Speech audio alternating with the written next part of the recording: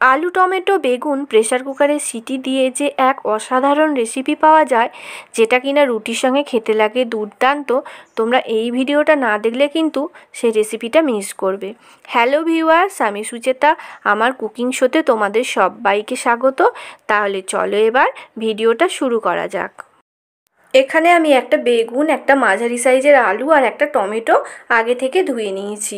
প্রথমে বেগুনটাকে লম্বালম্বিভাবে এইভাবে কেটে নেব, তারপরে বোটার দিকের অংশটা কেটে ফেলে দেব।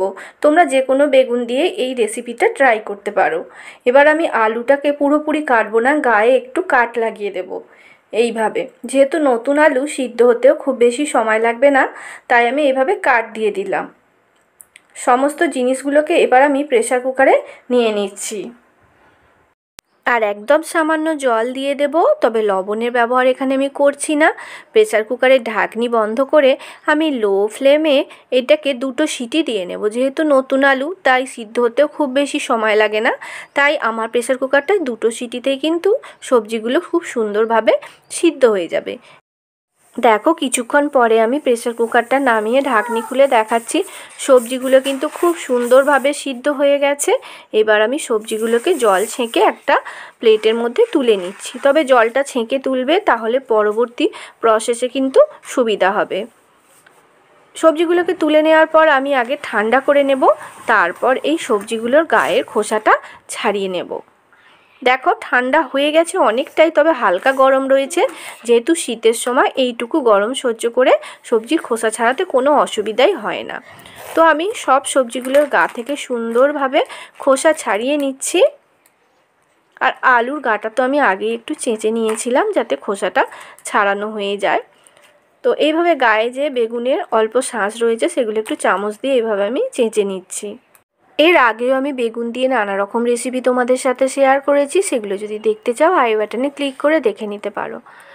দেখো, বেগুনের গা থেকে আমি খোসাটা ছাড়িয়ে নিয়েছি, আর এক টুকরো বেগুন থেকে আমি খোসা ছাড়িয়ে নিচ্ছি। এটাও খুব তাড়াতাড়ি ছাড়িয়ে নেওয়া যাবে। তো বেগুন পোড়ানোর ঝামেলা নেই এখানে।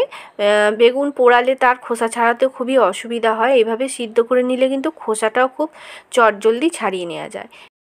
এবার আমি সব সবজিগুলোকে ভালো করে মেখে নেব। আমি টমেটো, আলু আর বেগুনটাকে একসাথেই মেখে নিচ্ছি। যেহেতু এখন গরমটা একটু বেশি লাগছে, তাই আমি এখানে চামচের ব্যবহার করছি। তবে যদি একটু ঠান্ডা হয়ে যায়, তোমরা হাত দিয়েও ভালো করে কিন্তু মেখে নিতে পারো।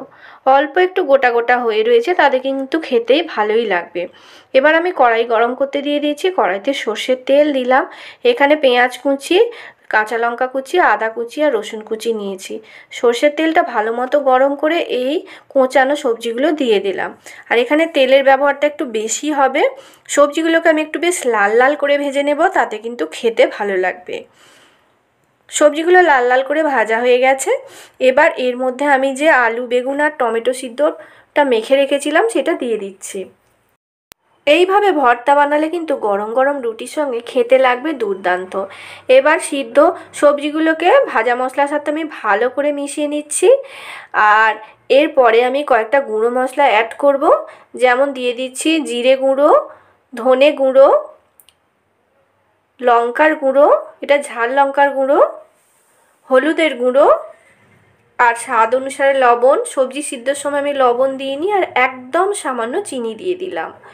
সমস্ত গুঁড়ো মশলাগুলোকে আমি মিশ্রণটার সাথে ভালো করে মিশিয়ে নেব। আর গ্যাসের ফ্লেমটা লোতে রেখে এইটাকে যতক্ষণ না পুরোপুরি শুকনো শুকনো হচ্ছে, ততক্ষণ পর্যন্ত এভাবে নাড়তে থাকবো। যখন একটু তেল ছাড়তে শুরু হবে, এভাবে কড়াইয়ের গা ছাড়তে শুরু হবে, তখন এর মধ্যে গরম মশলার গুঁড়ো আর ধনেপাতার কুচি ছড়িয়ে ভালো করে মিশিয়ে নেব। দেখো, মিশ্রণটা কিন্তু অনেকটাই শুকিয়ে গেছে আর কড়াইয়ের গা ছাড়তে শুরু হয়েছে। এইরকম একটু লেগে লেগে যাবে, সেটা একটু খুন্তি দিয়ে তুলে নিতে হবে। তো এটা যদি ননস্টিক ফ্রাইং প্যানে করা হতো, তাহলে আরোই শুকনো শুকনো হতো। দেখো, বেগুনের ভর্তা তৈরি হয়ে গেছে। তোমরা অবশ্যই এইভাবে একবার বেগুনের ভর্তা বানাও, নিজেরা খাও, সকলকে খাওয়াও।